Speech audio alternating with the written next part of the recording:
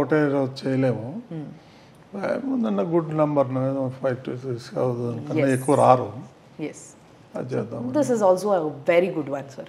And ఇంకొకటి sir, నాకు చిన్న ఉన్నప్పటి నుంచి కూడా తిరుపతి లడ్డు అంటే విపరీతమైన ఇష్టం. అసలు ఇట్లా ఇట్లా పట్టుకుంటే చెయ్యి అంతా నెయ్యి అయిపోయేది, అంత బాగుండేది లడ్డు. బట్ దాని క్వాలిటీ రాను రాను రాను అసలు ఇప్పుడు తిరుపతి లడ్డు అంటే దేవుడు గుర్తుకొచ్చి మొక్కి నోట్లో వేసుకోవడమే తప్పితే దానిపైన ఇష్టం అనేది కలగట్లే చాలామందికి.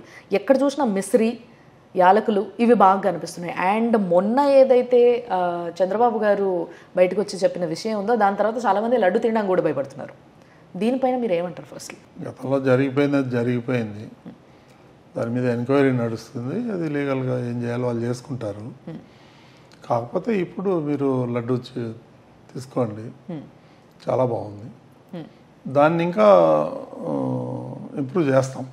నేను కూడా బోర్డులో డిస్కషన్ వచ్చింది. అది మనం ఏదైతే కొంటున్నామో అది L1 అనేదే కాకుండా ఈ ఏ క్లాస్ మెటీరియల్ కొనాలి, A1 క్వాలిటీ. A1 క్వాలిటీ వేస్తే ఇంప్రూవ్ ఆటోమేటిక్ అవుతుంది. సో మొన్న నేను పవన్ కళ్యాణ్ గారు కలిసినప్పుడు ఈ లడ్డు తీసుకొని ఇచ్చిన, ఆయన ఇటు తీసుకోగానే ఆయన మంచి స్మెల్ వచ్చింది. ఆ వాసన అబ్బాయి ఇట్లాంటి లడ్డు నేను ఎన్ని రోజులు అయింది చూసి చాలా బ్రహ్మాండంగా ఉందని అప్రిషియేట్ చేశారు. ఓ, మీ దగ్గర ఏమైనా ఉంటే ఇవ్వండి సార్, కొంచెం రేపిస్తాను. అంటే క్వాలిటీ అంటే అట్లా చేంజ్ అయిపోయిందండి. అవునా? చాలా బ్రహ్మాండంగా చేస్తున్నారు. ఇప్పుడు అట్లాగే అన్నప్రసాదాలు ఏదైతే భోజన కార్యక్రమం ఉందో అది కూడా క్వాలిటీ పెంచేస్తున్నారు.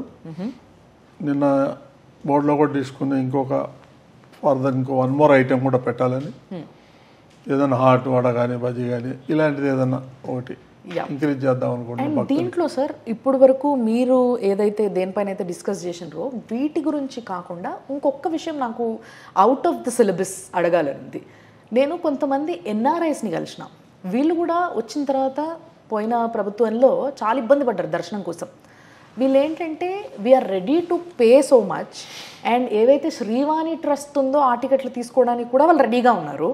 బట్ వాళ్ళందరూ కూడా అక్కడికి వెళ్ళి వెయిట్ చేసి లైన్లో నుంచి అక్కడ గొడవలు, అక్కడ మళ్ళీ 10,000 150 రూపాయలు ఎక్స్ట్రా కట్టేది ఉంది, అది కట్టి టికెట్ తీసుకున్నాక కూడా వాళ్ళని బ్రేక్ దర్శనంతో సహా తోసేయడము ఇవన్నీ కూడా జరిగినాయి.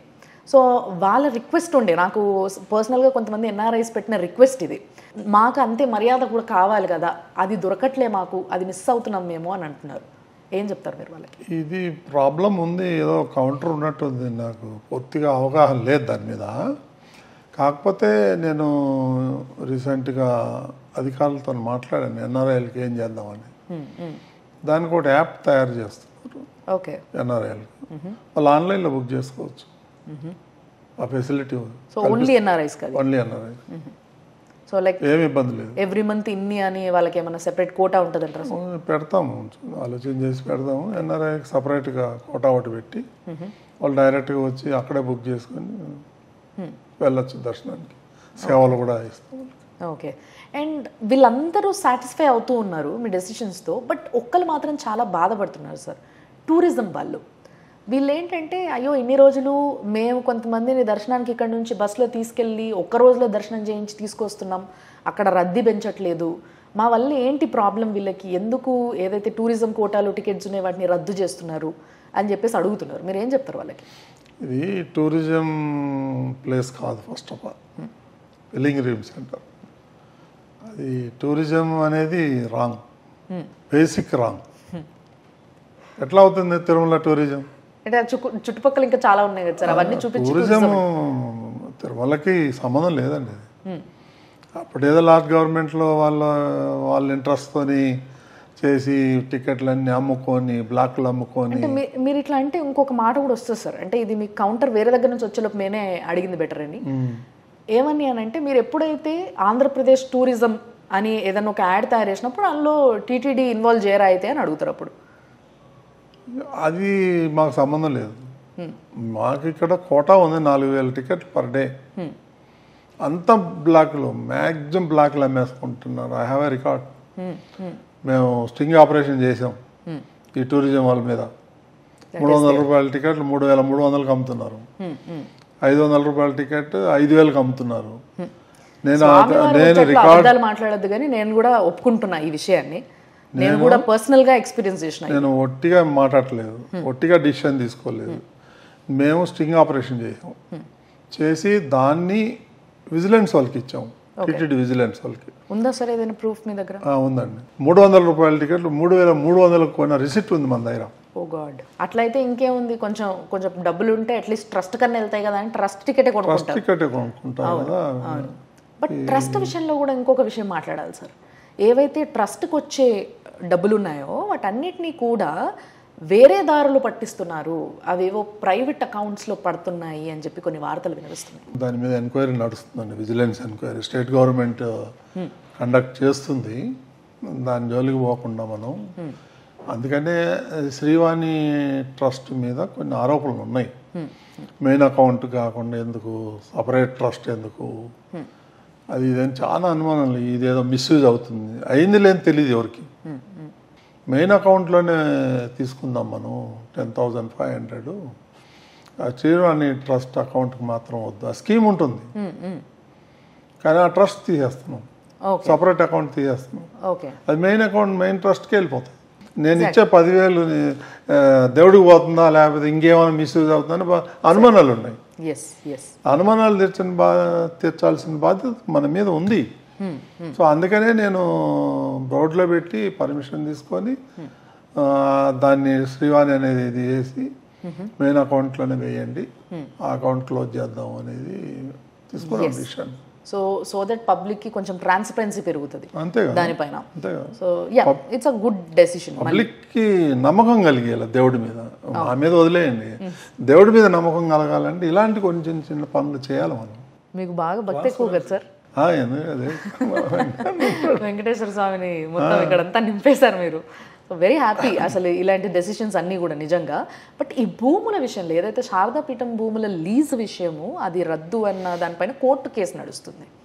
సో దీని విషయంలో మీరు ఎలాంటి నిర్ణయం తీసుకోబోతున్నారు, ఏం చేయబోతున్నారు? ఆల్రెడీ నిర్ణయం తీసేసుకున్నాము. దాని మీద విజిలెన్స్ కమిటీ చేశారు. ఆయనకి 550 గజాలు ఇస్తే 1000 గజాలు కబ్జా చేశాడు.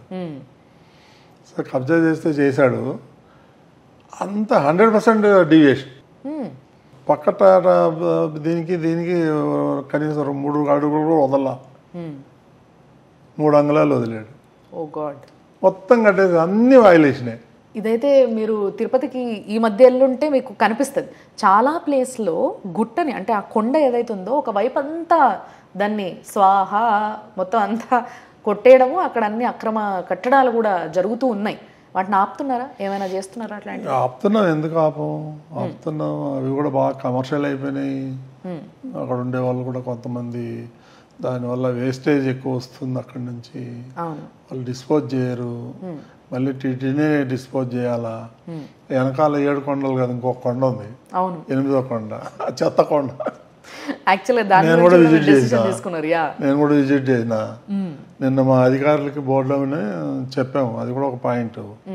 3-4 నెలలు అది మొత్తం క్లీన్ చేయాలి. ఎన్ని నెలలు సార్, ఎన్ని నెలలకు ఒకసారి క్లీన్ చేస్తారు అదంతా? ఇంతవరకు క్లీన్ చేయాలి 5-6 ఏళ్ళ నుంచి. 5-6 ఏళ్ళ నుంచి? ఓ గాడ్, అందుకే అది కొండలా తయారైందా? 100 అడుగులు 150 అడుగులు ఉంది అది కొండ. వామ్మో, దాని వల్ల చాలా వ్యాధులు వస్తాయి కదా సార్? వస్తున్నాయి. సో దట్ అందుకోసమేనా మీరు 4 to 5 months 2 కొండల మధ్యన వెళ్ళి పోసేసారు. రెయిన్ వాటర్ వస్తుంది కదా 2 కణాలు, అక్కడ సాగ్నేట్ అయ్యి కుళ్ళు వాసన. అది సో దీన్ని 4 to 5 months గ్యాప్ లో మొత్తం అంతా కూడా ఏం చేస్తారో నాకు తెలియదు అన్న.